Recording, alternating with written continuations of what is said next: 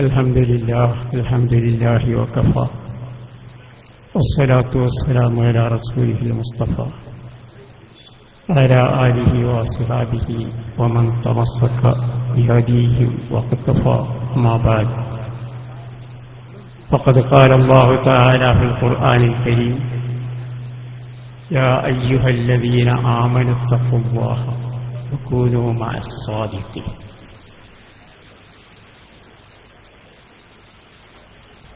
ബഹുമാന്യരായ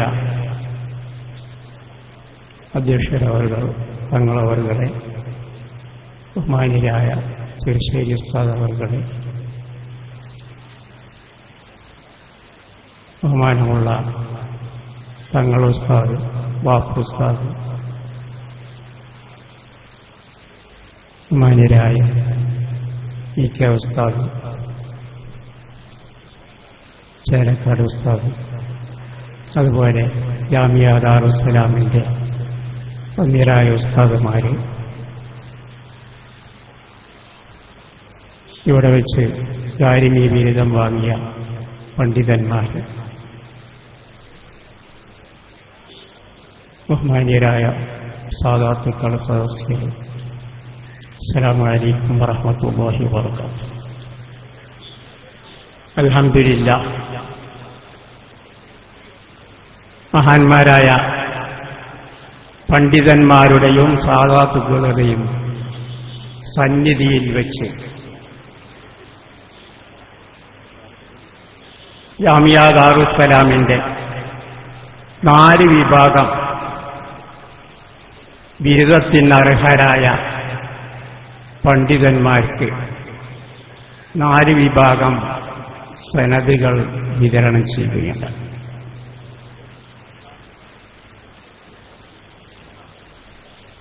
المولوي هيثم الداري، المولوي فاضل الداري، المولوي الفاضل الداري، المولوي الحادي الداري എന്ന പേരിൽ 4 ബിരുദങ്ങൾ നൽകപ്പെടുകയാണ്. ഇവിടെ ഇത് എല്ലാറ്റിനും ഉപരി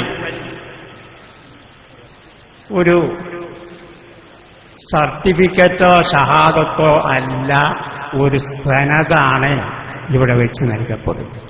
ഇത് നാം പ്രത്യേകമായി ശ്രദ്ധിക്കേണ്ടതുണ്ട്. സാധാരണ ഏതെങ്കിലും ഒരു കലാലയങ്ങളിൽ നിന്ന് പാസ്സായവർക്ക് ഒരു യോഗ്യതാ സാക്ഷ്യപത്രം എന്ന നിലയിൽ നൽകപ്പെടുന്ന ഒന്നാണ് സർട്ടിഫിക്കറ്റ്, അല്ലെങ്കിൽ അറബിയിൽ ഷഹാദത്ത്.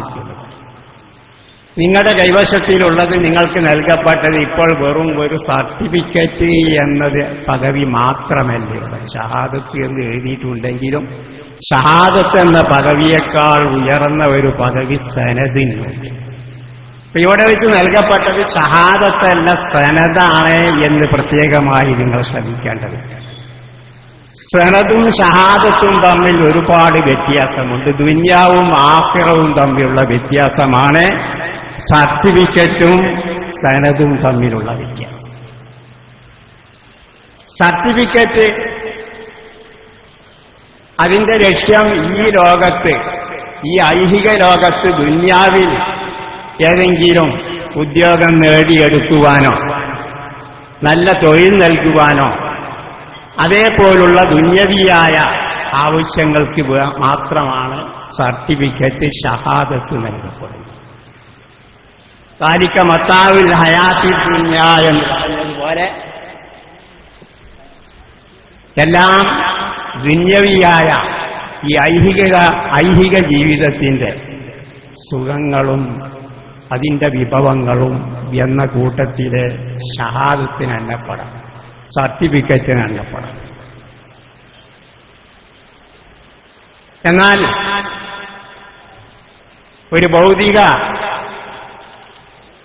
ഷഹാദത്ത് ലഭിച്ച, ഭൗതിക സർട്ടിഫിക്കറ്റ്, ഡിപ്ലോമ ലഭിച്ചതായ ഒരാൾക്ക്, ഞാൻ ചുരുക്കി പറയാണ്, ചുരുങ്ങിയ വാക്കുകളിൽ ഈ കാര്യം നാം ശ്രദ്ധിക്കേണ്ടതുണ്ട്. അതിന് വേണ്ടി പറയുകയാണ്. ഒരു ഡിപ്ലോമ അല്ലെങ്കിൽ ഒരു സർട്ടിഫിക്കറ്റ് ലഭിച്ച ഭൗതിക കലാലയങ്ങളിൽ നിന്ന് ഒരു ഉയർന്ന ബിരുദമെടുത്ത ഒരാളുടെ ബിരുദം ഏതുവരെ പോകും നാം ഒന്ന് ചിന്തിക്കും. ആ ബിരുദം ഒരു മനുഷ്യന് ഈ ലോകത്ത് അവൻ ജീവിക്കുന്ന കാലത്തെല്ലാം അതുകൊണ്ട് ഉപയോഗപ്പെടും എന്ന് പറയും. എന്നാൽ ഈ ലോകത്തിനപ്പുറമുള്ള ഒരു ജീവിതം നമുക്കുണ്ട് എന്ന് വിശ്വസിക്കുന്നവരാണല്ലോ മുസ്ലിം സമൂഹം മുഴുവൻ. ഈ ലോകത്തിനപ്പുറം ഒരു ജീവിതമുണ്ട്. വബിൽആഖിറത്തി ഹും യൂഖിനൂൻ. പരലോകത്ത് ഉണ്ടെന്ന് ഉറപ്പിക്കുന്ന ആളുകൾ അവരാണ് യഥാർത്ഥ സത്യവിശ്വാസികൾ എന്ന് അല്ലാഹു സുബ്ഹാനഹു വ തആല പറയുന്നു. അപ്പോൾ നമുക്കെല്ലാം ഈ ലോകവും വിട്ട് പോകേണ്ടതുണ്ട് എന്നുള്ള ഉറച്ച വിശ്വാസം നമുക്കുണ്ടാവും. അക്സിറൂ ദിക്റ ഹാദിമിൽ ലദ്ദാത്ത്. എല്ലാ സുഖങ്ങളും രസങ്ങളും ആനന്ദങ്ങളുമെല്ലാം പെട്ടെന്ന് മുറിച്ചു കളയുന്നതായ, എല്ലാം നശിപ്പിച്ചു കളയുന്ന ആ മരണത്തെ നിങ്ങൾ കൂടുതൽ ഓർക്കണമെന്നാണ് അല്ലാഹു തആല പറഞ്ഞത്. മരണത്തെ ഓർക്കണമെന്നല്ല റസൂലുള്ളാഹി സ്വല്ലല്ലാഹു അലൈഹി വസല്ലം പറഞ്ഞത്. മരണത്തെ നിങ്ങൾ കൂടുതൽ ഓർക്കണം. എന്തിനു വേണ്ടി? ഫഇന്നഹു ലാ യുദ്കറു ഫീ കസീരിൻ ഇല്ലാ ഖല്ലല വലാ ഖലീലിൻ ഇല്ലാ കസറ. ധാരാളം മോഹങ്ങളും അത്യാഗ്രഹങ്ങളുമെല്ലാം ആഗ്രഹങ്ങളുടെ മനക്കോട്ട കെട്ടിപ്പടുത്തതായ ഒരു മനുഷ്യൻ, എനിക്ക് ഈ ലോകവുമായി വേർപിരിഞ്ഞ് പോകണമല്ലോ, എനിക്ക് മരിക്കണമല്ലോ എന്നുള്ള ചിന്ത നമുക്കുണ്ടാവുകയാണെങ്കിൽ പെട്ടെന്നത് കുറയും. അതാണ് ഫഇന്നഹു ലാ യുദ്കറു ഫീ കസീരിൻ ഇല്ലാ ഖല്ലല. ധാരാളം മോഹങ്ങളുടെ മുമ്പിൽ മരണം ഓർക്കുകയാണെങ്കിൽ അതിനെ കുറക്കും. അതിന്റെ പേരിൽ നിങ്ങൾ കൂടുതൽ മരണത്തെ ഓർക്കണമെന്ന് റസൂലുള്ളാഹി പറഞ്ഞു. അതേപോലെ വലാ ഖലീലിൻ ഇല്ലാ കസറ. കുറഞ്ഞ ഇബാദത്തുകൾക്ക് മുമ്പിൽ എനിക്ക് മരിക്കണമല്ലോ എന്ന ചിന്ത വരികയാണെങ്കിൽ അതിൽ കൂടുതൽ പിന്നെയും പിന്നെയും ഇബാദത്ത് ചെയ്തുകൊണ്ടിരിക്കും. അതിന്റെ പേരിൽ നിങ്ങൾ മരണത്തെ ഓർത്താൽ മാത്രം പോരാ, കൂടുതൽ ഓർക്കണമെന്ന് റസൂലുള്ളാഹി സ്വല്ലല്ലാഹു അലൈഹി വസല്ലം പഠിപ്പിക്കുകയുണ്ടായി. ഇത് പറഞ്ഞത് നമുക്കെല്ലാം ഈ ലോകവുമായി വേർപിരിയേണ്ടവരാണ്, ഈ ലോകത്തോട് വിട പറയേണ്ടവരാണ്. അപ്പൊ അതോടൊപ്പം മരിച്ചു കഴിഞ്ഞാൽ പിന്നീട് അവിടെ നിന്ന് പരലോകമായി. അതിൽ വെച്ച് പരലോകത്തിന്റെ ആദ്യത്തെ താവളം അൽ ഖബറു അവ്വലു മൻസിലിൻ മിൻ മനാസിലില്ലാഹ്. പരലോകത്തിന്റെ താവളങ്ങളിൽ വെച്ച് ആദ്യത്തെ താവളം ഖബറ. അവിടെ വെച്ച് നമ്മുടെ ഒരു ഭൗതിക ബിരുദം നേടിയവരാണ് എന്നെ ഖബറിൽ ശിക്ഷിക്കരുത്, എനിക്ക് വലിയ ബിരുദമുള്ള ആളാണ്, ഭൗതിക ബിരുദമുള്ള ആളായതിന്റെ പേരിൽ എന്നെ ശിക്ഷിക്കരുത് എന്ന് പറഞ്ഞാൽ അള്ളാന്റെ മലക്കുകൾ സ്വീകരിക്കുകയില്ല, അല്ലാഹു തആല സ്വീകരിക്കുകയില്ല. അവിടുന്ന് അങ്ങോട്ട് പോയി മഹ്ശറിൽ ചെല്ലുന്ന അവസരത്തിലും ഞാൻ വലിയ ബിരുദധാരിയാണ്, ഞാൻ ഡോക്ടറാണ്, എഞ്ചിനീയറാണ്, അല്ലെങ്കിൽ ഉയർന്ന ബിരുദം നേടിയ ആളാണ്, എന്നെ രക്ഷിക്കണമെന്ന് പറഞ്ഞാൽ അല്ലാഹു തആല സ്വീകരിക്കുകയില്ല.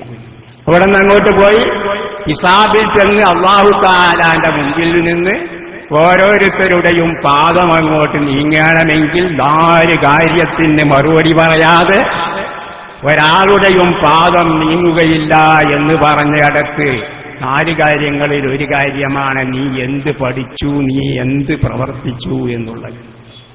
ആ ചോദ്യത്തിന്റെ നേരത്ത് ഞാൻ വലിയ ബിരുദധാരിയായിരുന്നു എന്ന് പറഞ്ഞാൽ അല്ലാഹു തആല സ്വീകരിക്കുകയില്ല. അപ്പോൾ ചുരുക്കി പറഞ്ഞാൽ സർട്ടിഫിക്കറ്റ്, ഷഹാദത്ത് അത് ദുനിയാവിലേക്ക്, ഈ ലോകത്തിലേക്ക് മാത്രമുള്ള. എന്നാൽ സനദിന്റെ കാര്യം അങ്ങനെയല്ല. സനദ് എന്ന് പറയുന്നത് ഇന്ന് ഇവിടെ വെച്ച് നിങ്ങൾക്ക് ഞങ്ങൾ ഉസ്താദുമാരെല്ലാം സനദ് നൽകി. സനദ് നൽകുന്ന ആള് ആര്? സാധാരണ സനദിലുള്ള എഴുതിയതായ 1-2 വാക്കുകൾ നിങ്ങളുടെ ശ്രദ്ധയിൽപ്പെടുത്തുന്നത് അജസ്നാഹുരിത്തദിരീസി വൽ മുത്താല. മറ്റൊന്നിൽ അജസ്നാഹുൽ ദഅവത്തി വൽ ഇർഷാദ്, ഞങ്ങൾ നിങ്ങൾക്ക് ദർസ് നടത്തുവാനും കിതാബ് മുതാല ചെയ്യുവാനും അതേപോലുള്ള കാര്യത്തിനെല്ലാം ഞങ്ങൾ അനുവാദം നൽകി. ആരാണ് ഈ നൽകുന്നത്, അനുവാദം നൽകുന്നത്? ഞങ്ങൾ. ആരാണ് ഞങ്ങൾ? നിങ്ങളുടെ സനദിലെല്ലാം സനദിന്റെ പിന്നിൽ ഉൾപ്പെട്ടതായ ഉസ്താദുമാരാണ് നിങ്ങൾക്ക് സനദ് നൽകുന്നത്. അപ്പൊ ഞങ്ങൾ ഉസ്താദുമാര് നിങ്ങൾക്ക് അനുവാദം തന്നു. എന്തിന്? നിങ്ങൾ ദർസ് നടത്തുവാൻ, നിങ്ങൾ കിതാബ് മുതാല ചെയ്യുവാൻ, നിങ്ങൾ ദഅവത്ത് ഇർഷാദ് നടത്തുവാൻ ഞങ്ങൾ അനുവാദം തന്നു എന്ന് പറഞ്ഞ ഞങ്ങൾ നിങ്ങളുടെ സനദിന്റെ താഴെ ഒപ്പിട്ട ഉസ്താദുമാര് മുഴുവൻ. ആ ഉസ്താദുമാര് കമാ അജാസനാ മശായിഖുനാ ഇൻതിഹാ, നമ്മുടെ വന്യരായ, ഞങ്ങളുടെ വന്യരായ ശൈഖുമാര് ഞങ്ങൾക്ക് അനുവാദം തന്നതുപോലെ നിങ്ങൾക്കും തന്നു. അപ്പോൾ ഇവിടെ വെച്ച് ഒരു വലിയ കാര്യമാണ് സൂചിപ്പിക്കുന്നത്. ഈ സനദിൽ നിങ്ങൾക്ക് 5-8 ഉസ്താദുമാർ ഒപ്പിട്ട ഒരു സനദ് നിങ്ങൾക്ക് തന്നു. ഈ ഉസ്താദുമാരെല്ലാം ഒരു വലിയ കാര്യം ഇതേപോലുള്ള സദസ്സിൽ വെച്ച് ഓരോ ഉസ്താദിനും ഓരോ സ്ഥാപനങ്ങളിൽ വെച്ച് അവരുടെ മശായിഖുമാരും ഉസ്താദുമാരും സനദ് നൽകിയിട്ടുണ്ട്. ബാഖിയാത്തു സാലിഹാത്തിൽ നിന്ന് സനദ് നൽകിയതായ ഉസ്താദുമാരുണ്ട്. ദാറുൽ ദെവബന്ദിൽ നിന്ന് സനദ് വാങ്ങിയ ഉസ്താദുമാരുണ്ട്. ജാമിയ നൂരിയയിൽ നിന്ന് സനദ് വാങ്ങിയ ഉസ്താദുമാരുണ്ട്. അതേപോലെ നമ്മുടെ ജാമിയത്ത് ദാരുസ്സലാമിൽ നിന്ന് തന്നെ സനദ് വാങ്ങിയ ഉസ്താദുമാരുണ്ട്. ഈ ഉസ്താദുമാർക്കെല്ലാം അവരുടെ ഉസ്താദുമാര് സനദ് നൽകി. നിങ്ങൾക്കെല്ലാം ഞങ്ങൾ നിങ്ങൾക്ക് സനദ് നൽകുന്നു. ഞങ്ങൾക്ക് ഞങ്ങളുടെ ഉസ്താദുമാര് ഈ വ്യത്യസ്ത സ്ഥാപനങ്ങളിൽ നിന്ന് സനദ് നൽകിയത്.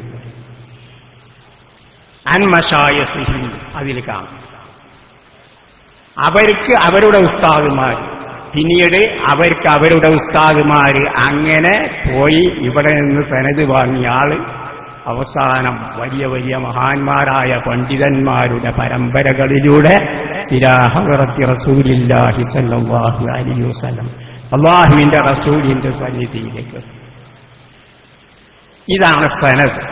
അപ്പൊ ഈ ബന്ധം ഇപ്പോൾ നിങ്ങളുടെ കൈവശത്തിലുള്ള സനദ്, ആ സനദ് നിങ്ങളും റസൂലുള്ളാഹി സ്വല്ലല്ലാഹു അലൈഹി വസല്ലമയും മഹാന്മാരായ പുണ്യാത്മാക്കളായ പണ്ഡിതന്മാരും തമ്മിലുള്ള ഒരു ബന്ധമാണ്. ഈ ബന്ധം നിങ്ങൾ എപ്പോഴും നിലനിർത്തണം. ഈ ഉസ്താദുമാർക്ക് വേണ്ടിയും മശായിഖുമാർക്ക് വേണ്ടിയും നിങ്ങൾ എപ്പോഴും ദുആ ചെയ്തുകൊണ്ടിരിക്കണം, പ്രധാനമാണ്. അപ്പൊ ഈ സനദ് നേരത്തെ പറഞ്ഞതുപോലെ ഖബറിൽ നിങ്ങൾക്ക് ഉപയോഗപ്പെടും, മഹ്ശറിൽ ഉപയോഗപ്പെടും, അല്ലാഹുവിന്റെ മുമ്പിൽ ചെല്ലുമ്പോൾ ഉപയോഗപ്പെടുമെന്ന് പറഞ്ഞാൽ ഈ സനദ് കൊണ്ടുപോവുക എന്ന അർത്ഥമല്ല. ആ സനദ് അറിയുന്ന ഒരു പേപ്പറാണ്, അതൊന്നും ചെയ്യില്ല. പക്ഷേ ആ സനദ് അനുസരിച്ച് നിങ്ങൾ പ്രവർത്തിക്കുകയാണ്. നിങ്ങളോട് സനദ് നോക്കുകയാണെങ്കിൽ നിങ്ങൾക്ക് കാണാം 2 വസിയ്യത്താണ് ഞങ്ങൾ ചെയ്തിരിക്കുന്നത്. 2 ഉപദേശങ്ങൾ, നിർദ്ദേശങ്ങൾ. നിങ്ങൾ പ്രവർത്തിക്കുകയാണെങ്കിൽ ഇൻഷാ അല്ലാഹ് നിങ്ങൾ ഖബറിൽ ചെല്ലുകയാണെങ്കിൽ അത് നിങ്ങൾക്ക് പ്രയോജനപ്പെടും, മഹ്ശറിൽ പ്രയോജനപ്പെടും, ഖിയാമത്ത് ദിവസത്തിൽ പ്രയോജനപ്പെടും, അല്ലാഹുവിന്റെ മുമ്പിൽ പ്രയോജനപ്പെടും. ആ പ്രയോജനപ്പെടുത്തുന്നവരുടെ കൂട്ടത്തിൽ അല്ലാഹു നമ്മെ പെടുത്തി തരുമാറാവട്ടെ. ഇവിടെ 2 നിബന്ധനയിൽപ്പെട്ട ഒരു നിബന്ധനയാണ് വനൂസിഹി ബിതഖ്വല്ലാഹി ഫിസ്സിരി വൽ അലൻ. ഒരു നിബന്ധന, നിങ്ങൾ ഓരോരുത്തരോടും വസിയ്യത്ത് ചെയ്യും. ഞങ്ങൾ എന്ന് പറഞ്ഞ നേരത്തെ പറഞ്ഞല്ല, ആ സനദിൽ ഒപ്പിട്ട ഞങ്ങൾ ഉസ്താദുമാരെല്ലാം ഞങ്ങളോട്, ഞങ്ങളുടെ ഉസ്താദുമാരും മശായിഖുമാരും വസിയ്യത്ത് ചെയ്ത വസിയ്യത്ത് തന്നെയാണ് നിങ്ങളോടും പറയാനുള്ളത്. ഞങ്ങൾ നിങ്ങളോട് വസിയ്യത്ത് ചെയ്യുന്നു എന്ന് നിങ്ങൾ അല്ലാഹുവിനെ സൂക്ഷിച്ച് ജീവിക്കണം. ബിതഖ്വല്ലാഹ്, അല്ലാഹുവിനെ സൂക്ഷിച്ച് അല്ലാഹുവിന്റെ തഖ്വ ചെയ്യണം. തഖ്വ എന്ന് പറയുന്നത് ആളുകളുടെ മുമ്പിൽ വെച്ച് മാത്രം പോരാ, ആരും കാണാത്ത അവസരത്തിൽ അല്ലാഹു മാത്രമേ എന്നെ കാണുന്നുള്ളൂ. ഈ ഒരവസരത്തിൽ, ദുനിയാവിൽ ആരും കാണാത്ത അവസരത്തിൽ എന്നാരും കാണുന്നില്ലല്ലോ, ഇപ്പൊ ഒരു തെറ്റ് ചെയ്യാം. ഈ അവസ്ഥയുണ്ടാവരുത്.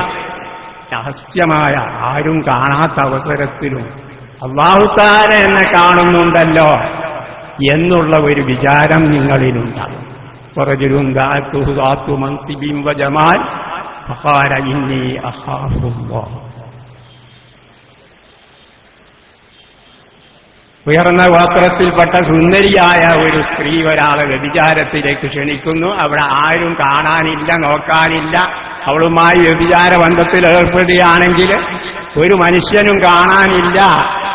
അപ്പൊ ഇനി അത് ചെയ്യുക എന്നല്ല, ആ അവസരത്തിൽ ആരും എന്നെ നോക്കാനില്ലെങ്കിലും കാണാനില്ലെങ്കിലും നീ അഖാഫുല്ലാഹ്, ഞാൻ അല്ലാഹുവിനെ ഭയപ്പെടുന്നു എന്നുള്ള ചിന്തയിലൂടെ പിന്മാറുന്ന കൂട്ടത്തിൽ നിങ്ങൾ പറയണം. രഹസ്യത്തിലും പരസ്യത്തിലും നിങ്ങൾ അല്ലാഹുവിനെ തഖ്വ ചെയ്യുക. ഇതാണ് നിങ്ങളോട് ചെയ്യുന്ന വസിയ്യത്ത്.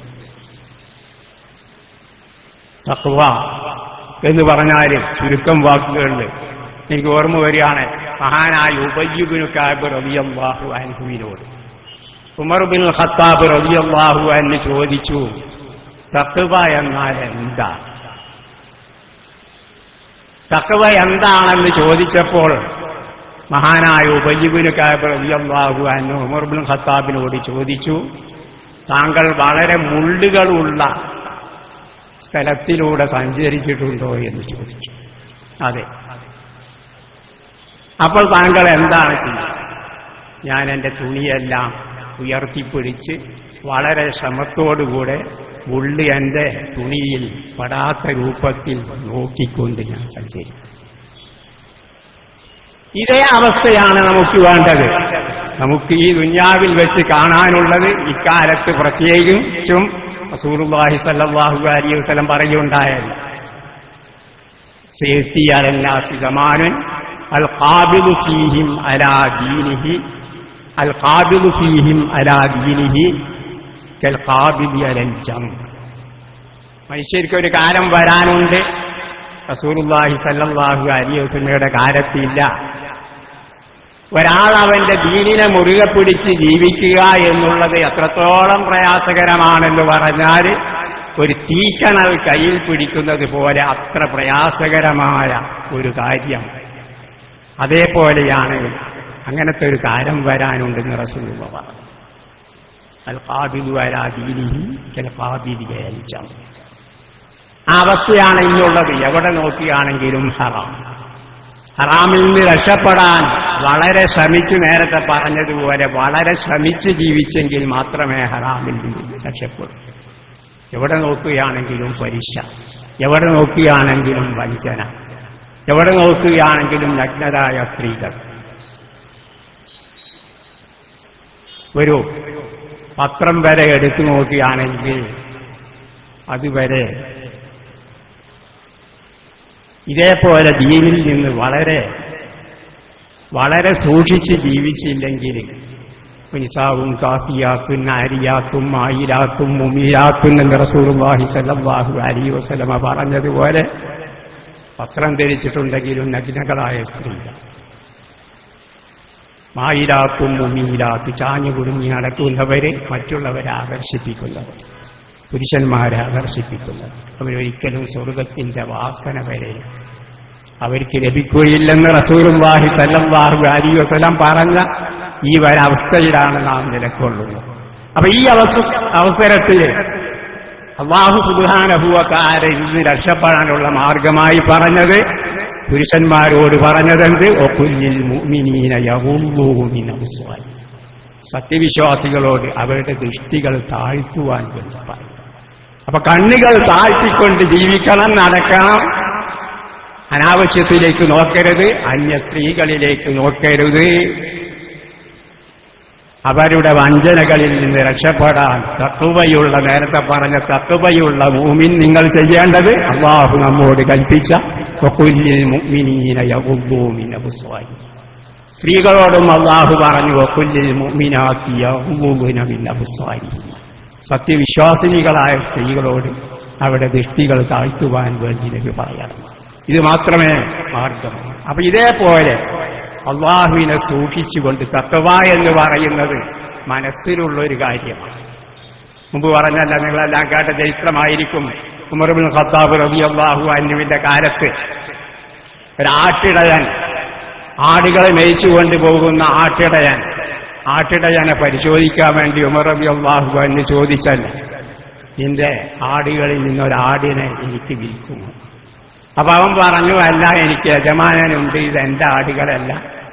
അപ്പൊ യജമാനനോട് ചോദിക്കാതെ കണ്ട് എനിക്ക് ചെയ്യാൻ കഴിയില്ല. എന്റെ യജമാനോട് പറയൂ, അതിന് ചെന്നായി വിളിച്ചു എന്ന്, ഒരാടിനെ എനിക്ക് വിളിക്കൂ എന്ന് പറഞ്ഞപ്പോൾ ആ ആട്ടിടയന്റെ ഈമാനെങ്കിലും നമുക്ക് കാണും. ആട്ടിടയൻ പറഞ്ഞതെന്ത്? ഫൈനല്ലാ, എന്നാൽ അള്ളാഹ് എവിടെയാണ് എന്നാണ് ചോദിച്ചത്. ആരും കാണുന്നില്ലെങ്കിൽ രാജാതിരാജനായ എല്ലാ രഹസ്യവും അറിയുന്നവനായ അല്ലാഹു തആല അറിയും എന്നുള്ള ഒരാട്ടിടയന്റെ ഈമാനെങ്കിലും നമുക്കുണ്ടാവണം. ഇതാണ് മറ്റൊന്ന് ഒത്തിബായി സുന്നത്തി സയ്യിദുൽ മുർസലീൻ, രണ്ടാമത്തെ വസിയ്യത്ത്. ഒന്നാമത്തെ വസിയ്യത്താണ് നിങ്ങൾ അല്ലാഹുവിനെ സൂക്ഷിച്ച് ജീവിക്കണം, രഹസ്യത്തിലും പരസ്യത്തിലും നിങ്ങൾക്ക് തഖ്വ വേണം. ഇത് ഞങ്ങളുടെ ഉസ്താദുമാരും മശായിഖുമാരും ഞങ്ങളോട് വസിയ്യത്ത് ചെയ്യാം, അതേ വസിയ്യത്ത് ഞങ്ങൾ നിങ്ങളോട് ചെയ്യും. മറ്റൊന്ന് വത്തിബായി സുന്നത്തി സയ്യിദുൽ മുർസലീൻ, റസൂലുള്ളാഹി സ്വല്ലല്ലാഹു അലൈഹി വസല്ലമയുടെ സുന്നത്ത്. സുന്നി എന്ന് പറഞ്ഞാൽ ആരാണ് സുന്നി? സുന്നത്തിലേക്ക് ചേർത്താണ് സുന്നി എന്ന് പറയുന്നത്. റസൂലുള്ളാഹിന്റെ സുന്നത്തിനെ പിൻപറ്റുക, റസൂലുള്ളാഹിന്റെ സുന്നത്ത് അതിലേക്ക് ചേർത്താണ് സുന്നി എന്ന് പറയുന്നത്. ഇന്നങ്ങനല്ല, റസൂലുള്ളാഹിന്റെ സുന്നത്ത് ഒന്നും ചെയ്തില്ലെങ്കിലും അവൻ സുന്നി തന്നെ. എത്ര വരെ ഇന്ന് നമ്മുടെ സ്ഥാപനങ്ങളിലെല്ലാം പലപ്പോഴും കാണുന്ന, നമ്മുടെ പ്രസ്ഥാനങ്ങളിലും സ്ഥാപനങ്ങളിലെല്ലാം കാണുന്ന വേദനാജനകമായ ഒരവസ്ഥ. പള്ളിയിൽ നിസ്കാരമെല്ലാം ശരിക്കും നടക്കുന്നുണ്ടായിരിക്കും, നമ്മുടെ പരിപാടി നടക്കുമ്പോൾ നിസ്കാരത്തിന് അത്ര വലിയ പ്രാധാന്യം നാം കൽപ്പിക്കാറ്. അതേ അവസരത്തിൽ മറ്റു സുന്നികളല്ലാത്ത സുന്നിയേതര പ്രസ്ഥാനങ്ങൾ നോക്കൂ, അവർ നിസ്കാരത്തിന് വേണ്ടി നിർത്തിവെക്കുന്നു അവരുടെ പരിപാടികൾ നിസ്കാരത്തിന് വേണ്ടി നിർത്തിവെച്ച് നാം അങ്ങനെയല്ല, നിസ്കാരത്തിന്റെ നേരത്തും പരിപാടി നടക്കും. എന്നാൽ പിന്നെ നിസ്കരിക്കും കുറഞ്ഞ ആൾ, മറ്റുള്ള ആളുകളും പോകും. ഈ ഒരവസ്ഥയാണ് നമുക്കുള്ളത്. അതേപോലെ പ്രകടനത്തിനും മറ്റുമെല്ലാം പോകുന്ന അവസരത്തിൽ നമ്മുടെ നിസ്കാരം കണക്കുകയാണ്. സമസ്ത കേരള ജമിയത്തുൽ മുശാവറയിൽ ആരോ ചോദ്യം വന്നു, ഇപ്പൊ ഇവിടെ പരിപാടി ഏതോ പ്രകടനം മറ്റോ നടക്കുമ്പോൾ കുറെ ആളുകൾ നിസ്കരിക്കാതെ പോകുന്നു, അവർ നിസ്കരിക്കാതെ പ്രകടനത്തിൽ പങ്കെടുത്തു എന്ന് പറഞ്ഞപ്പോ അവിടെ ചർച്ച വന്നു, അവർ ജമ്മാക്കിയിട്ടുണ്ടാവും. അപ്പോൾ ഇതാണ് നമ്മുടെ അവസ്ഥ. അപ്പൊ എന്നാൽ റസൂലുള്ളാഹിന്റെ സുന്നത്ത് പിൻപറ്റുക, മുറുകെ പിടിക്കുക. മൻ തമസ്സക ബിസുന്നത്തി ഇൻദ ഫസാദി ഉമ്മത്തി ഫലഹു അജ്റു മിഅത്തി ശഹീദ്. എന്റെ സമുദായം സുന്നത്തിനെ അവഗണിച്ച് ജീവിക്കുന്ന ഒരവസരത്തിൽ ഒരാൾ എന്റെ സുന്നത്തിനെ മുറുകെ പിടിക്കുകയാണെങ്കിൽ എന്റെ സമുദായം നശിച്ച് സുന്നത്തിൽ നിന്ന് പിന്തിരിഞ്ഞു പോകുന്ന ഒരവസരത്തിൽ എന്റെ സുന്നത്തിനെ മുറുകെ പിടിച്ചവന് 100 ഷഹീദുകളുടെ കൂലിയാണെന്ന് പറഞ്ഞു. മൻ അഹബ്ബ സുന്നത്തി ഫഖദ് അഹബ്ബനി വമൻ അഹബ്ബനി കാന മഅി ഫിൽ ജന്ന. റസൂലുള്ളാഹി സ്വല്ലല്ലാഹു അലൈഹി വസല്ലമയോട് ഞങ്ങൾക്കെല്ലാം വലിയ മഹബ്ബത്താണ്. മഹബ്ബത്തല്ല, ആശിക്കായിരുന്നു. ആശിക്കുമല്ല, ആശിക്ക്. റസൂലുള്ളാഹിന്റെ ആശിക്കായിരുന്നു. അപ്പൊ ഇഷ്ക റസൂല്, മുമ്പ് മഹബ്ബത്തു റസൂലായിരുന്നു, ഇന്ന് ഇഷ്ക റസൂല് വാദിക്കുന്ന ആളുകളാണ്. എന്നാൽ റസൂലുള്ളാഹി സ്വല്ലല്ലാഹു അലൈഹി വസല്ലമയുടെ സുന്നത്തിന്റെ ഒരു ഭാഗവും ഈ ആശിക്കീങ്ങളിൽ കാണുകയില്ല. റസൂലുള്ളാഹി സ്വല്ലല്ലാഹു അലൈഹി വസല്ലമയെ കാണാനുള്ളവരാണല്ല, മരിച്ചു എന്നതിന്റെ ശേഷം റസൂൽ സ്വല്ലല്ലാഹു അലൈഹി വസല്ലമയുടെ മുഖത്തേക്ക് നോക്കണമല്ല, അല്ലാഹു സുബ്ഹാനഹു വ തആലയെ കാണാനുള്ളവരാണല്ല. അപ്പോൾ റസൂലുള്ളാഹി സ്വല്ലല്ലാഹു അലൈഹി വസല്ലം പറഞ്ഞു, എന്റെ സുന്നത്തിനെ അവഗണിക്കപ്പെട്ട ഒരു കാലത്ത് എന്റെ സുന്നത്തിനെ പുനരുജ്ജീവിപ്പിക്കുകയാണെങ്കിൽ റസൂലുള്ളാഹി സ്വല്ലല്ലാഹു അലൈഹി വസല്ലം പറഞ്ഞു, അതനുസരിച്ച് പ്രവർത്തിക്കുന്ന ആരുണ്ടോ അവരുടെ എല്ലാം കൂലി, അവരെപ്പോലുള്ള ഒരു കൂലി ഒന്നും കുറയാതെ കണ്ടവർക്കുണ്ട്. അപ്പൊ സുന്നത്തിനെ അവഗണിച്ച് ജീവിക്കുന്ന അവസരത്തിൽ റസൂലുള്ളാഹിന്റെ സുന്നത്തിനെ പുനരുജ്ജീവിപ്പിക്കുന്നവരായിരിക്കണം ഇല്ല. ഇതാണ് രണ്ടാമത്തെ വസിയ്യത്ത്. അപ്പൊ ഈ രണ്ട് വസിയ്യത്തനുസരിച്ച് നിങ്ങൾ പ്രവർത്തിക്കുകയാണെങ്കിൽ ഇൻഷാ അല്ലാഹ് നാളെ ഖബറിൽ ചെല്ലുമ്പോൾ അത് നിങ്ങൾക്ക് പ്രയോജനപ്പെടും, മാസ്റ്ററിൽ പ്രയോജനപ്പെടും, അള്ളാഹുവിന്റെ മുമ്പിൽ പ്രയോജനപ്പെടും. അവിടെ കൂട്ടത്തിൽ അല്ലാഹു സുബ്ഹാനഹു വ തആല നമ്മെല്ലാം പെടുത്തി തരുമാറാവട്ടെ. പിന്നീട് പ്രത്യേകമായി ദാരിമി സനത് വാങ്ങിയ അല്ലാത്ത പണ്ഡിതന്മാരോട് പറയുവാനുള്ളത്, നിങ്ങളെല്ലാം ഇപ്പൊ ഇവിടെ നമ്മുടെ സ്റ്റേജിലെല്ലാം ഇരിക്കുന്ന ആളുകൾ നോക്കുകയാണെങ്കിൽ അവിടെ താടിയെല്ലാം നരച്ചു പോകും. പന്തിരായ തീർച്ചയായി ഉസ്താദ് പറഞ്ഞതുപോലെ ഇവരെല്ലാം നാമെല്ലാം അസർ കഴിഞ്ഞവരാണ് ജീവിതത്തിൽ. ഇനി ഏതാനും കാലങ്ങൾ മാത്രമേ ബാക്കിയുള്ളൂ. ഇനി ഭാവിയിൽ വളരുന്ന ഇനി വരാനുള്ള തലമുറകളുടെ നിർമ്മാതാക്കൾ നിങ്ങളാണ്. ഇനി വരാനുള്ള തലമുറയെ കെട്ടിപ്പടിക്കുന്ന നിർമ്മാതാക്കൾ നിങ്ങളാണ്. നിങ്ങളെ കണ്ടുകൊണ്ടാണ് വരാനുള്ള തലമുറ ദീൻ പഠിക്കുന്നത്. ഉസ്താദ് എങ്ങനെ ചെയ്തു അതേപോലെ, ഉസ്താദ് എങ്ങനെ നിസ്കരിച്ചു അതേപോലെ നിസ്കരിക്കുക, ഉസ്താദ് എങ്ങനെ വസ്ത്രധാരണം നടത്തുന്നു അതേപോലെ വസ്ത്രധാരണം നടത്തുക, ഉസ്താദ് എങ്ങനെ താടി വെക്കുന്നു അതേപോലെ താടി വെക്കുക. വജഅൽനാലിൽ മുത്തഖീന ഇമാമ. ഇബാദുർ റഹ്മാൻ, അള്ളാഹുവിന്റെ യഥാർത്ഥ അടിമകളുടെ പ്രാർത്ഥന അല്ലാഹു തആല പറഞ്ഞ കൂട്ടത്തിൽ ഞാൻ കൂടുതൽ പറയുന്നില്ല, ഒരു പ്രാർത്ഥനയാണ് വജഅൽനാലിൽ മുത്തഖീന ഇമാമ. ഞങ്ങളുടെ നാഥ, മുത്തഖീങ്ങൾ അള്ളാഹുവിനെ സൂക്ഷിച്ച് ജീവിക്കുന്നവരുടെ മാതൃകയാക്കണേ ഞങ്ങളെ എന്ന് പറഞ്ഞാൽ ഞങ്ങളെ കണ്ടുകൊണ്ട് സമുദായം തഖ്വ പഠിക്കേണ്ടത് ഞങ്ങളെ ആക്കണേ എന്ന് അല്ലാഹുവിനോട് ദുആ ചെയ്യുക. വജഅൽനാലിൽ മുത്തഖീന ഇമാമ. അപ്പൊ നിങ്ങളുടെ വേഷം ഇനി വരാനുള്ള തലമുറ നിങ്ങളുടെ പ്രവർത്തനം കണ്ട് പഠിക്കുന്നവരാവണം. ആ രൂപത്തിൽ നാം ജീവിക്കണം. ഇതാണ് നിങ്ങളോട് പറയാനുള്ളത്. എന്ന് പറഞ്ഞാൽ വരാനുള്ള തലമുറയുടെ നിർമ്മാതാക്കൾ നിങ്ങളാണ്. നിർമ്മാതാക്കൾ എന്ന് പറഞ്ഞാൽ എനിക്ക് ഓർമ്മ വരികയാണ്, ആരെ ഗൾഫിൽ പോയ ചില ആളുകൾ ആരെ പറഞ്ഞ ഒരു കഥ ഓർമ്മ വരും. ഗൾഫിൽ പോയ ഒരാള്, പടവ് അറിയാത്ത ആളുകൾ, ഒരു പടവുകാരൻ ഗൾഫിൽ പോയി. ഗൾഫിൽ ചെന്ന് അവൻ ഒരറബി അവനെ പഠിക്കാൻ വേണ്ടി വിളിച്ചു, ഒരു മതിലുണ്ടാക്കാൻ വേണ്ടി, മതിൽ പഠിക്കുവാൻ വേണ്ടി അവനെ വിളിച്ചു. അവൻ കല്ല് വെച്ചു. ഓരോ കല്ല് വെക്കുമ്പോഴും അറബിയുടെ മുഖത്തേക്ക് നോക്കും. അപ്പൊ അറബി പറഞ്ഞു സയ്യിദ്. അപ്പൊ അവിടെ വെച്ചു. പിന്നെ അടുത്ത കല്ല് വെച്ചു. ഇങ്ങനെ ആദ്യത്തെ വരി കഴിഞ്ഞതിന്റെ ശേഷം രണ്ടാം വരി, ആദ്യത്തെ വരി തന്നെ വെച്ചത് അല്പം തെറ്റിയിട്ടാണ്.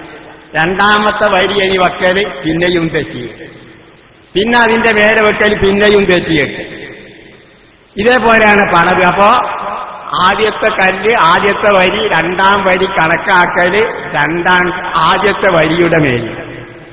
അപ്പൊ ആദ്യത്തെ വരി തന്നെ അല്പം തെറ്റിയാണെങ്കിൽ രണ്ടാമത്തെ വരിയുടെ കാര്യം പറയാനില്ല, അതിന്റെ ഇരട്ടി തെറ്റിയിട്ടുണ്ടായിരിക്കും. മൂന്നാം വരിയാണെങ്കിൽ അപ്പോഴേക്ക് അങ്ങോട്ട് തെറ്റിപ്പോകും.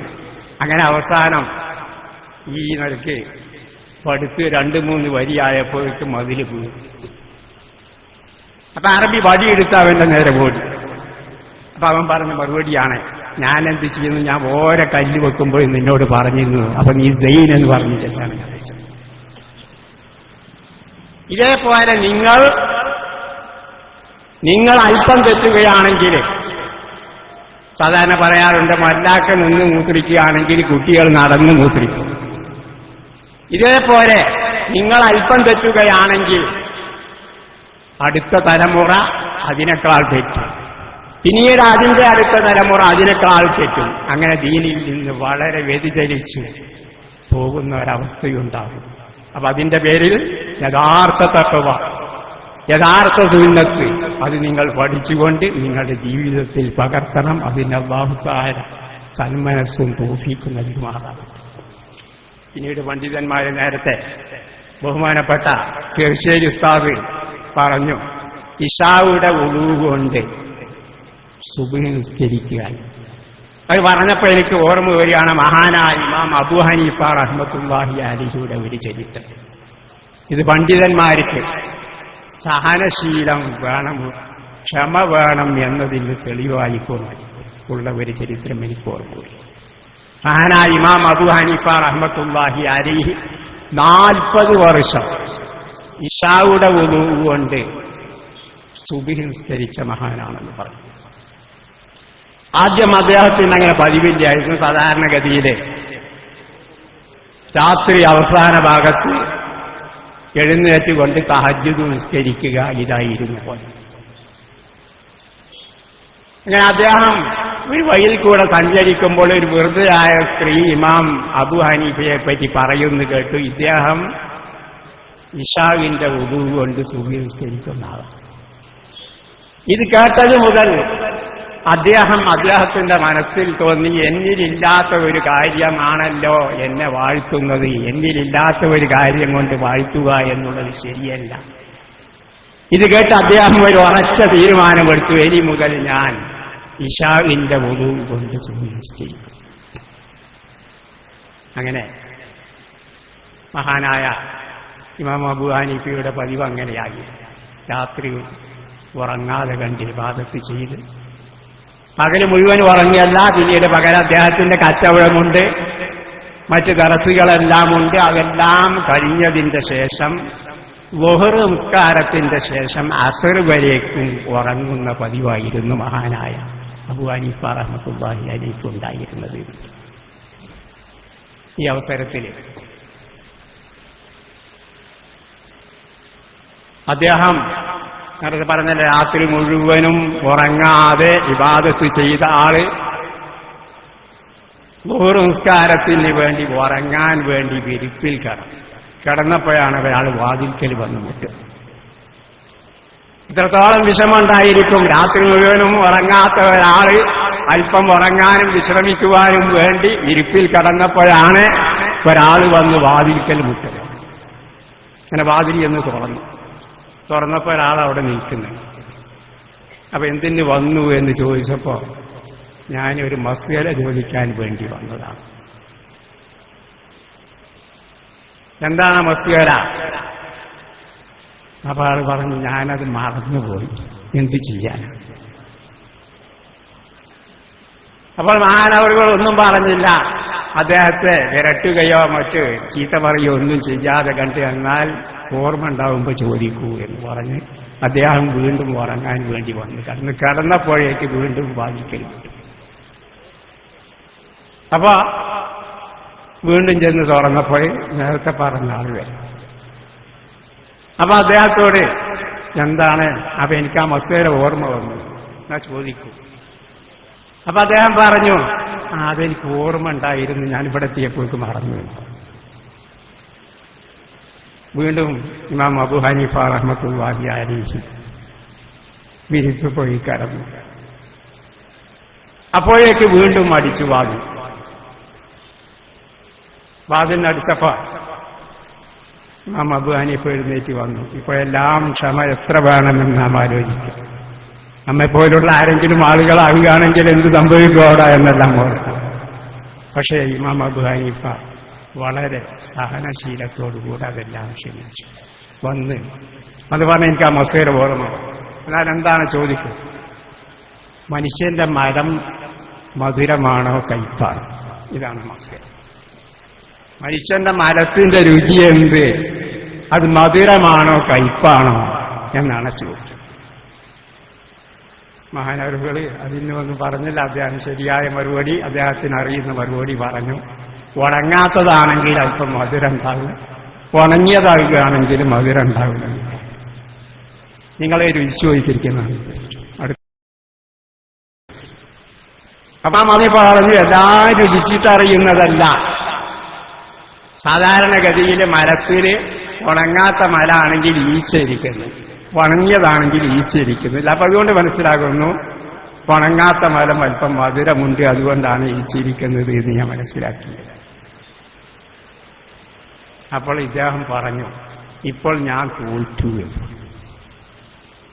എന്താ തോൽക്കാനുള്ള കാരണം? ഞാനും എന്റെ ഒരു സ്നേഹിതനുമായി തർക്കിച്ചപ്പോൾ ലോകത്തിൽ വെച്ച് ഏറ്റവും ക്ഷമാശീലനായ പണ്ഡിതൻ ഇന്ന് ആരാണ് എന്നതിലാണ് തർക്കം. അപ്പോൾ ഒരാൾ പറഞ്ഞു, എന്റെ സ്നേഹിതൻ പറഞ്ഞു, സുഫിയാനു തൗരി, മഹാനായ സുഫിയാനു തൗരി റഹ്മത്തുള്ളാഹി അലൈഹി, അവരാണ് ഏറ്റവും ക്ഷമയുള്ള പണ്ഡിതൻ. ഞാൻ പറഞ്ഞു സുഫിയാനു തൗരിയാണ് ഏറ്റവും ക്ഷമയുള്ള പണ്ഡിതൻ. എന്റെ സ്നേഹിതൻ പറഞ്ഞു, അല്ല, ഇമാം അബൂ ഹനീഫയാണ്, അദ്ദേഹം ഒരിക്കലും കോപിക്കാറില്ല, ഏറ്റവും സഹനശീലൻ. അങ്ങനെ ഞങ്ങൾ രണ്ടുപേരും പറഞ്ഞൊത്തുകൊണ്ട് താങ്കളെ പരിശോധിക്കാൻ വേണ്ടി വന്നത്. കാരണം താങ്കൾ രാത്രി മുഴുവനും ഉറങ്ങാതെ ഏറ്റവും വിഷമമുള്ള അവസരത്തിൽ താങ്കളെ വന്ന് വാതിക്കൽ മുക്കിയാൽ താങ്കൾ ദേഷ്യപ്പെടുമോ എന്നറിയുവാൻ വേണ്ടി ഞാൻ താങ്കൾ ഒരുപാട് ദ്രോഹിച്ചു, ക്ഷമിക്കണം എന്ന് പറഞ്ഞു. ഇതേപോലെയുള്ള സഹനശീലം പണ്ഡിതന്മാർക്ക് വേണ്ടതാണ്. അതേപോലെ പല കാര്യങ്ങളും നമുക്ക് വേണ്ടതുണ്ട്. അല്ലാഹു സുബ്ഹാനഹു ഭാഗത്തിലേക്ക് ഞാൻ കടക്കുന്നില്ല. ഇനി ഉസ്താദുമാരെല്ലാം സംസാരിക്കാനുണ്ട്. അല്ലാഹു സുബ്ഹാനഹു വ തആല നാഫിയായ ഇൽമ് നമുക്ക് പ്രദാനം ചെയ്തു തരുമാറാവട്ടെ. ഉഖറവിയായ ആലിമുകളുടെയും മുതാലിമുകളുടെയും കൂട്ടത്തിൽ അല്ലാഹു നമ്മെ പെടുത്തരുമാറാവട്ടെ. ദീനിനെ ഖിദ്മത്ത് ചെയ്യുവാനുള്ള സന്മനസ്സും തൗഫീഖും അല്ലാഹു തആല പ്രദാനം ചെയ്തു തരുമാറാവട്ടെ. നമ്മുടെ മഹാന്മാരായ മശായിഖുമാരോടൊപ്പം നാളെ സ്വർഗ്ഗത്തിൽ അല്ലാഹു നമ്മെ ഒരുമിച്ച് കൂട്ടിത്തരുമാറാവട്ടെ. വാഖിറു ദഅവാനാ അൽഹംദുലില്ലാഹി റബ്ബിൽ ആലമീൻ.